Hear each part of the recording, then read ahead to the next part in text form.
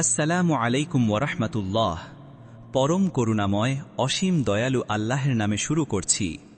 মানব ইতিহাসের পাতায় এমন কিছু ঘটনা রয়েছে যা আমাদের কল্পনাকেও হার মানায়। আজ আমরা জানব এমন একজন মহান নবী ও বাদশাহের কথা, যার হুকুমে বাতাস প্রবাহিত হতো, যিনি পশুপাখির ভাষা বুঝতেন এবং যার সেনাবাহিনীতে কেবল মানুষ নয় বরং জিন এবং পাখিরাও অন্তর্ভুক্ত ছিল। তিনি হলেন হজরত সুলাইমান আলাইহিসসালাম। কিন্তু তার এই বিশাল সাম্রাজ্যের গল্পের সাথে জড়িয়ে আছে এক রহস্যময়ী রানী এবং তার এক অভূতপূর্ব সিংহাসনের কাহিনী। আজকের ভিডিওতে আমরা জানব কিভাবে চোখের পলকে হাজার মাইল দূর থেকে একটি বিশাল সিংহাসন সুলাইমান আলাইহিসসালামের দরবারে হাজির করা হয়েছিল। আননোন মিররের আজকের এই বিশেষ আয়োজনে আপনাকে স্বাগতম। হজরত সুলাইমান আলাইহিসসালাম ছিলেন দাউদ আলাইহিসসালামের পুত্র। আল্লাহ তাআলা তাকে এমন এক রাজত্ব দান করেছিলেন যা তার আগে বা পরে আর কাউকে দেওয়া হয়নি। তিনি শুধু মানুষের রাজা ছিলেন না, বরং জিন সমাজ, বন্য প্রাণী এবং বাতাসের ওপরও তার নিয়ন্ত্রণ ছিল।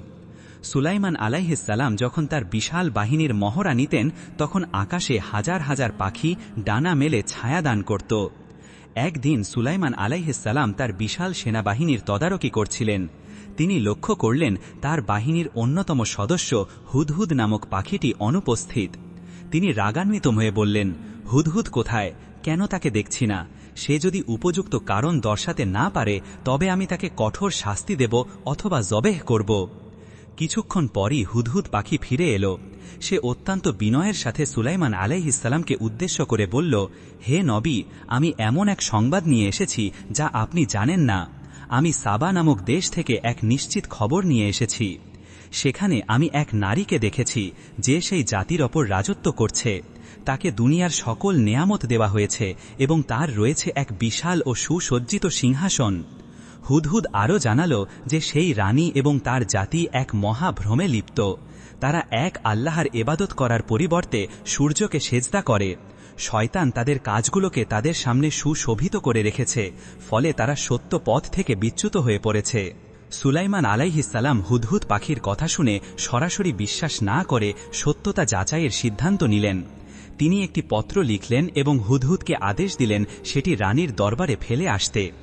হুদহুদ পত্রটি নিয়ে সাবার রানীর প্রাসাদে গিয়ে তার কোলের ওপর ফেলে দিল।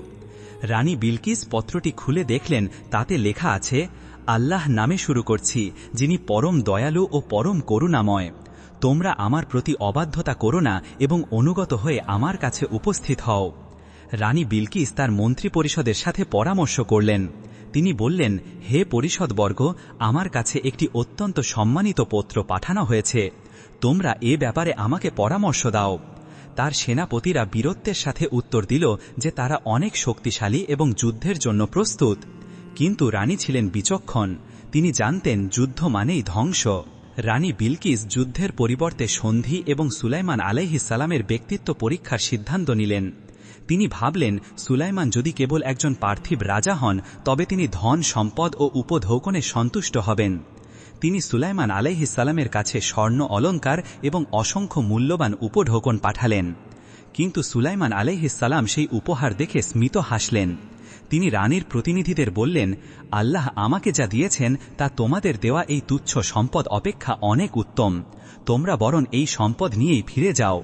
আর শোনো, আমি এমন এক সেনাবাহিনী নিয়ে তোমাদের দেশে আসব যার মোকাবেলা করার ক্ষমতা তোমাদের নেই। আমি তোমাদের সেখান থেকে চরম অপদস্থ করে বের করে দেব। বন্ধুরা, সুলাইমান আলাইহিসসালামের এই অবিশ্বাস্য কাহিনী এখনও বাকি আছে। কিভাবে সেই বিশাল সিংহাসন চোখের পলকে স্থানান্তরিত হল তা আমরা এখনই জানব।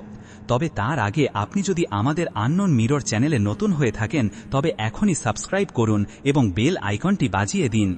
আপনার একটি সাবস্ক্রিপশন আমাদের ইসলামিক ইতিহাসের অজানা দিকগুলো তুলে ধরতে অনেক উৎসাহ যোগায়। চলুন ফিরে যাই মূল গল্পে।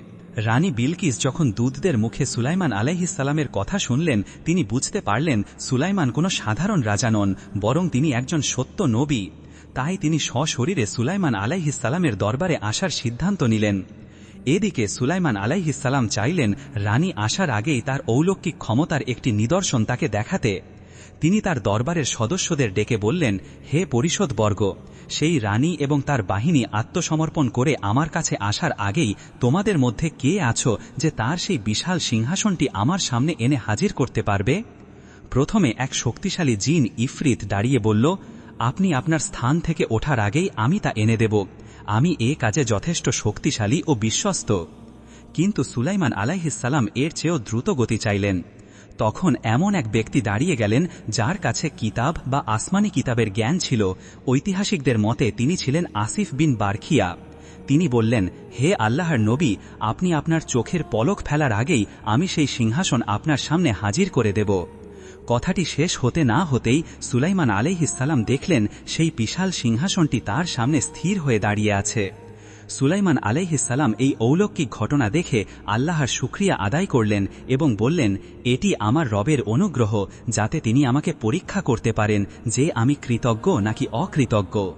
সুলাইমান আলাইহি ওয়াসাল্লাম আদেশ দিলেন রানীর সিংহাসনটির অবয়ব কিছুটা পরিবর্তন করে দিতে, যাতে দেখা যায় রানী সেটি চিনতে পারেন কিনা।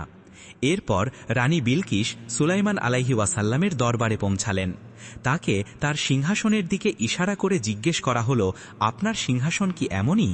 রানী অত্যন্ত বুদ্ধিমতী ছিলেন। তিনি সরাসরি হ্যাঁ বা না না বলে বললেন, মনে হচ্ছে এটি সেটি। সুলাইমান আলাইহি ওয়াসাল্লাম তার জ্ঞান দেখে অভিভূত হলেন। এরপর তাকে সুলাইমান আলাইহি ওয়াসাল্লামের বিশেষ প্রাসাদে প্রবেশ করতে বলা হল। সুলাইমান আলাইহি ওয়াসাল্লাম রানীর জন্য এমন এক রাজপ্রাসাদ তৈরি করেছিলেন যার মেঝে ছিল স্বচ্ছ কাচের, আর তার নিচে প্রবাহিত ছিল স্বচ্ছ পানি ও সাঁতার কাটছিল মাছ। রানী যখন প্রাসাদে প্রবেশ করতে গেলেন তখন তার মনে হল সেখানে পানি জমে আছে। তিনি তার কাপড় কিছুটা উপরে তুললেন যাতে ভিজে না যায়। সুলাইমান আলাইহি ওয়াসাল্লাম তখন মুচকি হেসে বললেন, এটি পানি নয়, বরং স্বচ্ছ কাঁচ দিয়ে তৈরি মেঝে। এই অকল্পনীয় প্রযুক্তি ও অলৌকিক জ্ঞান দেখে রানী বিলকিসের মনের সব অহংকার ও ভুল ধারণা দূর হয়ে গেল। তিনি বুঝতে পারলেন তার সূর্যের উপাসনা ছিল এক বড় ভ্রান্তি। তিনি চিৎকার করে বলে উঠলেন, হে আমার পালনকর্তা, আমি তো নিজের প্রতি জুলুম করেছি। আমি এখন সুলাইমানের সাথে বিশ্বজাহানের প্রতিপালক আল্লাহর কাছে আত্মসমর্পণ করছি। রানী বিলকিস এবং সুলাইমান আলাইহি ওয়াসাল্লামের এই কাহিনী আমাদের শেখায় যে সত্যিকারের ক্ষমতা ও জ্ঞান কেবল আল্লাহর পক্ষ থেকেই আসে। সুলাইমান আলাইহি ওয়াসাল্লাম তার বিশাল ক্ষমতাকে সবসময় আল্লাহর দ্বীন প্রতিষ্ঠার কাজে ব্যবহার করেছেন, আর রানী বিলকিস তার বিচক্ষণতা দিয়ে সত্যকে গ্রহণ করার সাহস দেখিয়েছেন। ইতিহাস সাক্ষী সাবা জাতি পরবর্তীতে এক আল্লাহর ইবাদতের মাধ্যমে এক নতুন আলোর দিশা পেয়েছিল। বন্ধুরা, আজকের এই ভিডিওটি আপনাদের কেমন লেগেছে তা কমেন্ট করে অবশ্যই জানাবেন। সুলাইমান আলাইহি ওয়াসাল্লামের জীবন থেকে আপনি কোন শিক্ষাটি নিলেন তা আমাদের সাথে শেয়ার করুন। ভিডিওটি ভালো লাগলে লাইক দিন এবং বন্ধুদের সাথে শেয়ার করুন। দেখা হবে আননোন মিররের পরবর্তী পর্বে নতুন কোনো অজানা ইতিহাস নিয়ে। ততক্ষণ পর্যন্ত আল্লাহ হাফেজ।